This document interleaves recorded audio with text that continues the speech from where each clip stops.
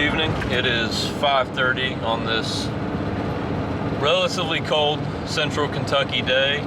We've been getting teased with the weather recently. We've had some good days like we had last week, and then you wake up this morning and it's 28 degrees, and that's just kind of what we have to deal with in these earlier months of the year.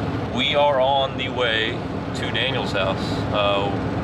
Last week we picked up my engine and kind of went over what the whole plan was with all of that at my house with the Mustang and what the plans are and kind of the next work that has to be done on that car.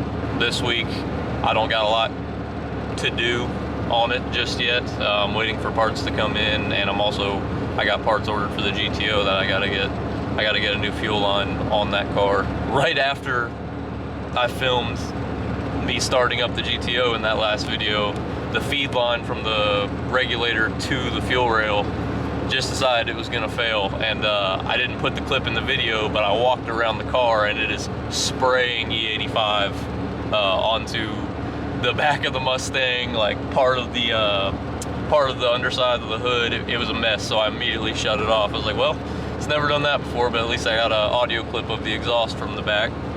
We're gonna go over his cars. Daniel's got some cool stuff. I'm gonna let him go over them. I know about them. He can definitely go more in depth than I can go on his cars, but I'm really excited for the stuff we're doing with his. I mean, his Dakota has always been one of my favorite trucks. You don't see a lot of RTs around, and then besides that, you don't see a whole lot of RTs that are gonna have what his is gonna have.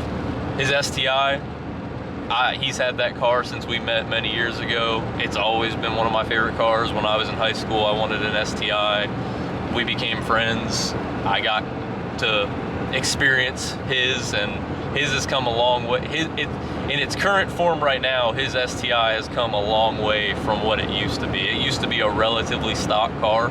Now it's a whole nother animal. It is one of the most fun cars to ride in, and he drives the hell out of it too. His RX-7 he got, I believe, last year. It's an FD. It is a beautiful car.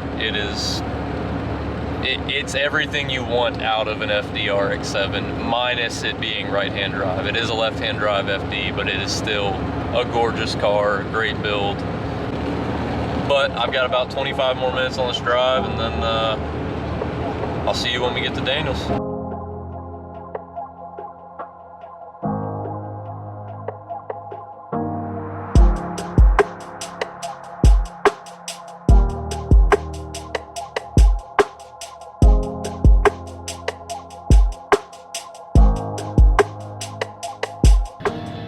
We have arrived at Only Dan's HQ.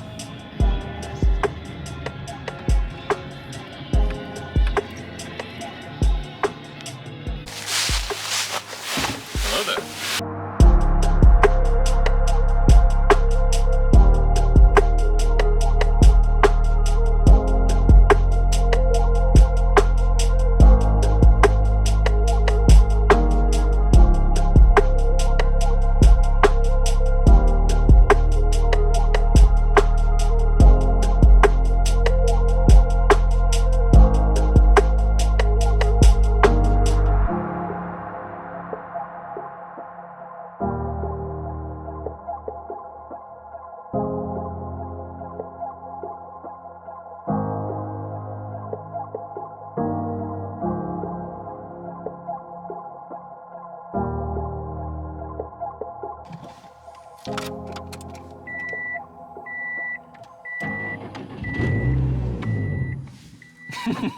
E85.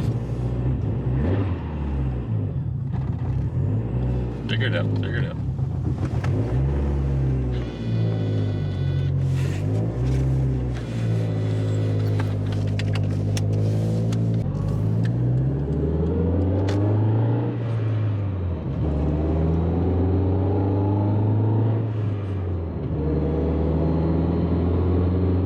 you see 1320 was hiring? That's got to be like they're hiring a filmer. Yeah, but you got to live near Albuquerque or whatever. Talk about a dream job. Right. Being out at 3 in the morning filming fucking races and shit. Staying in hotels. Don't break it.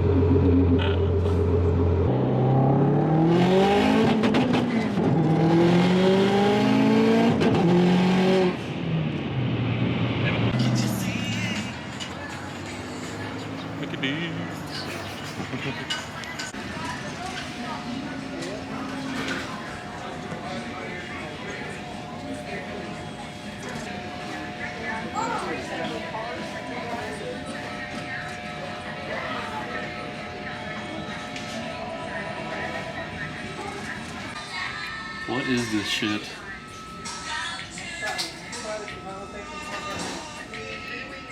What have they done to McDonald's?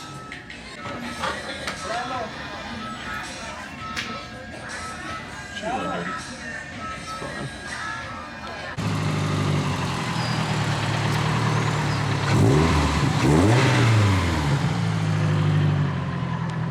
Yes.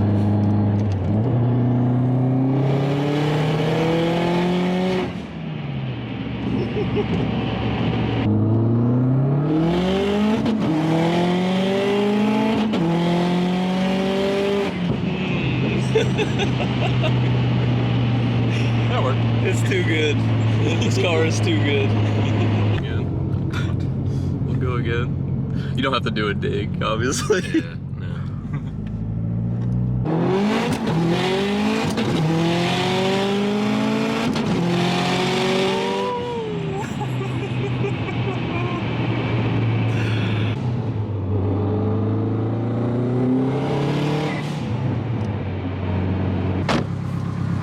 And that is the STI in all its glory. I never lock my stuff. Nothing I have is nice.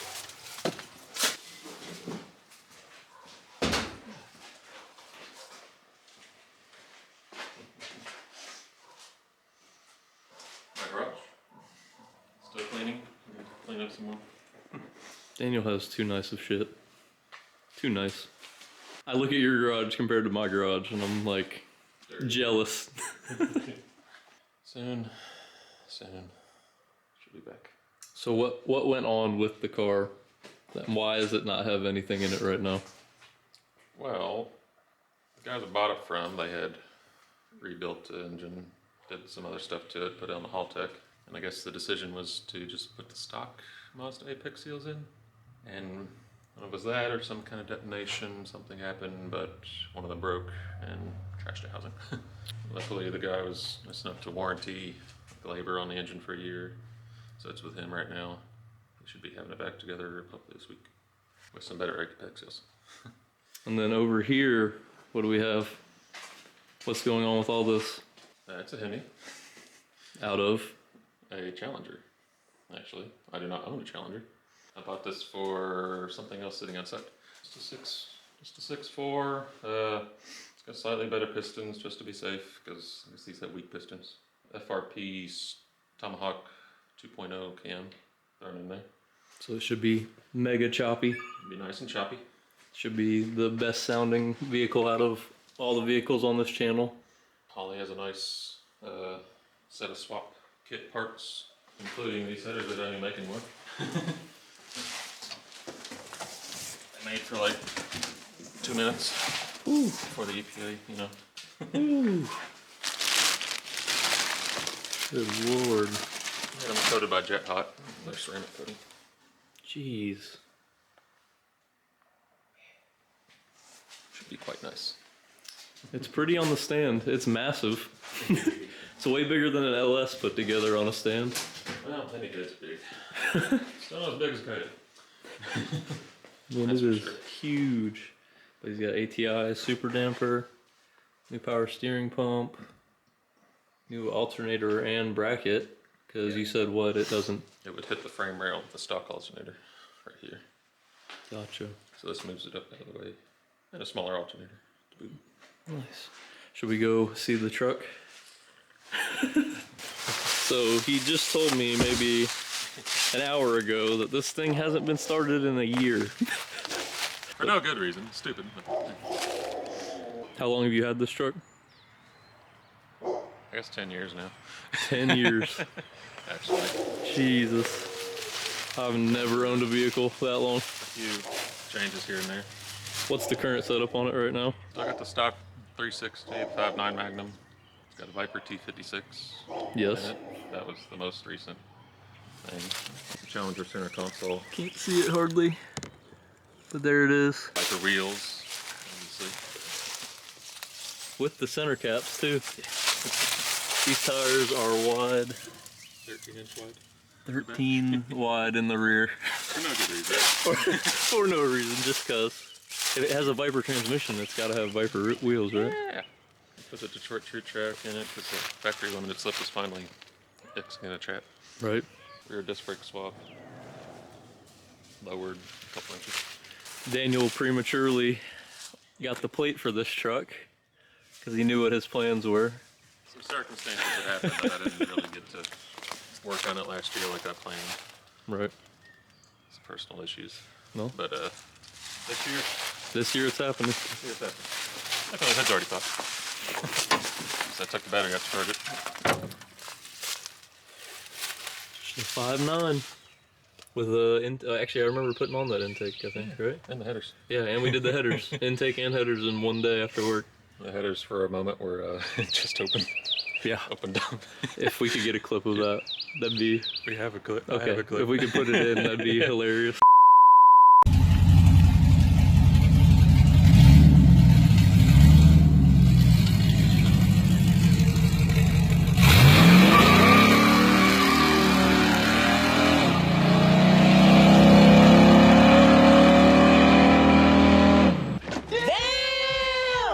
Yeah, I see it.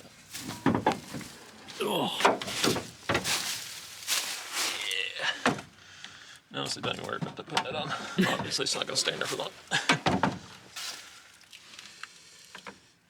think it'd be enough just to set them Yep. on there. I don't think we need to tighten them down at all. That one looks like it might need a new terminal. That's fine. Ooh. That's good. I got more then. Yeah, that might be enough.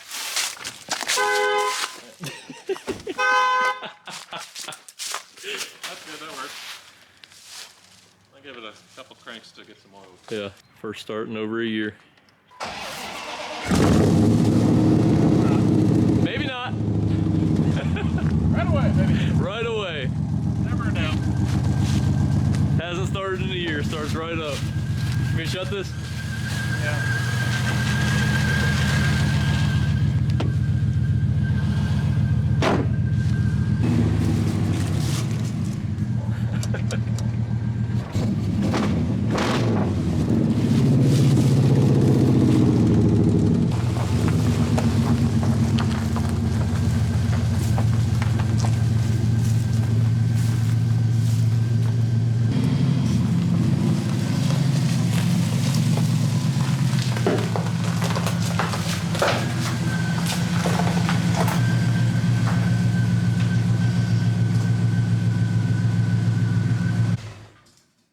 We don't need this clutch anymore. Yeah, a little bit of clutch smell. It's no big deal. Break loose some rust. I can't believe it started right up. Like, that's nuts. There it is. About the old 5.9 Magnum. I'm gonna have you open that. I'm one-handed. Yeah, let me get your answer finished. That was much room as I figured. Like, that was maybe 3 cranks in it. Fired right up. I have to shuffle stuff around and do things. Yeah, there'll be room. There's also just an engine hoist, kind of. Yeah. Once the rotary's in, Yeah, the car will be back out. can go back up. It's gonna be here most of the time still. I didn't get a video of the interior. Is it locked? No. No. Hold on. Yeah. Ooh. Anything up this one? Yeah, there's just jacks here. I must say. It's not even. Show the other side, Oh, you know, just a extremely expensive FD on Yeah, the the other jack side, stands that's not touching. The other side, got it. Gorgeous. There is the Haltech dash, which is not on the dash, but that is one cool thing about this car is instead of taking out the factory gauges, they retain the factory gauges and just, you have a lot more info on this over here. All the factory gauges still work. Yeah, and they all still work. But it's just a gorgeous car. Blue Recaros. And they are actually pretty comfortable. Once you get in there. Yeah, getting in this car is difficult, but just the detail that the previous owner had on this car, like the strut tower brace, or is that, yeah, that's strut tower brace. Painted to match. Yeah, it's paint matched. It's just really nice. Really nice. What are your goals with this car, even after it's all done? I mean, who knows? Just fun. I just always wanted a rotary. Always wanted an FD. And when I was driving it, I just loved every second of it. Yeah, that's a lot of fun. Even just being passenger, it's a blast. I mean, like, modest to most people. Some people 400 horsepower to the wheels, but yeah, rolling in second, it will still break them. yeah. Well, just the way the power comes on in this car too, like compared to all your other cars, it just keeps going. It does not stop. Yeah, it just keeps climbing. Curve. The first time I rode in it, I was so giddy. That was actually the first rotary. No, I lied. Trevor's white FC was the first rotary I've been in. Oh yeah, there's the turbo for it. Just a small little 74 something, I forget. 4-corner EFR. It spools fast. Yeah. It spools extremely fast. Beautiful noises. Trevor's car was really fun. I was like, dang, all right, rotaries are pretty cool. And then I rode in this car, which made a little bit more power, I believe, than that car did. And it's just a whole different experience. It's a little bit heavier chassis than an FC, but it's unlike the Dakota. It's unlike the STI. It's unlike the Durango. I have very different cars, very different tastes. All the cars I like do the same thing. I've never had an LS, never had no. I don't know. Just the modern muscle just doesn't speak to me enough to buy one.